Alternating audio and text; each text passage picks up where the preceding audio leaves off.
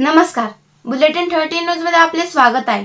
बुलेटिनच्या बातमीपत्रात महत्त्वाच्या घडामोडी आपण पाहत आहोत। नमस्कार, बुलेटिन 13 न्यूजवर अतिशय महत्त्वाची विशेष बातमी पाहत आहोत। बातमी आहे अत्याचार खुनाच्या घटनेचा येवला शहरात निषेध। मालेगाव तालुक्यातील डोंगराळे येथील घटना सर्वसाधारण नागरिकांचे मन हादरून टाकणारी आहे। चिमुकलीवर अत्याचार करून बालिकेचा खून करण्यात आला। या प्रकरणी संतप्त झालेल्या नागरिकांनी यावेळी तोंडाला काळ्या फिती बांधून निषेध मोर्चा काढला व येवला पोलीस स्टेशनला निषेध निवेदन दिले।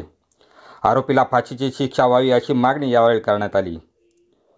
येथील आहेर सुवर्णकार भद्रकाली संस्थान, सुवर्णकार व्यापारी असोसिएशन, येवला सुवर्ण व्यापारी महासंघ, वैभव गोडके, अजय अमोल उदावंत, मोहन माडीवाले, गणेश वडनेरे, महेश गंगापूरकर, मयूर चांदोडकर, अक्षय पावटेकर, सचिन खराडकर, संदीप मेटकरी, सुभाष विस्पुते आदींच्या स्वाक्षऱ्या असलेल्या निषेध निवेदन देण्यात आले। आनंद शिंदे, योगेश सोनवणे, अमित अणकाईकर, त्रिपाद शेंडे, दिनेश शेंडे, सागर मोतीवाले, गणेश शहाणे, सोनू वखारकर, कपिल नाशिककर सह महिला वर्ग मोठ्या प्रमाणात उपस्थित होता। बुलेटिन 13 न्यूजसाठी विलास कांबळे, येवला।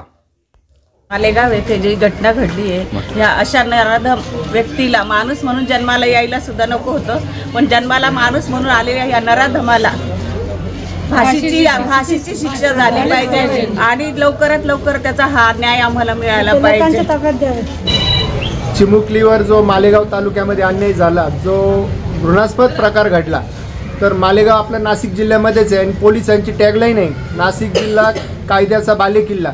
तर पोलिसांनी ती टॅगलाईन वापरून हैदराबाद पॅटर्न राबवावा व या नराधमाचा एन्काउंटर करून विषय संपवावा अशी आम्ही मागणी करत आहोत। मालेगावमध्ये काल जो दुर्दैवी प्रकार घडला त्याचा सर्वप्रथम आम्ही निषेध करतो। ज्या चिमुरडीवर अत्याचार झाला, ही जी मानसिकता ही समाजामध्ये फोफवली जात आहे, तर कायद्याने आणि माणुसकीने ही जी मानसिकता आहे ही चिरडल्या गेली पाहिजे।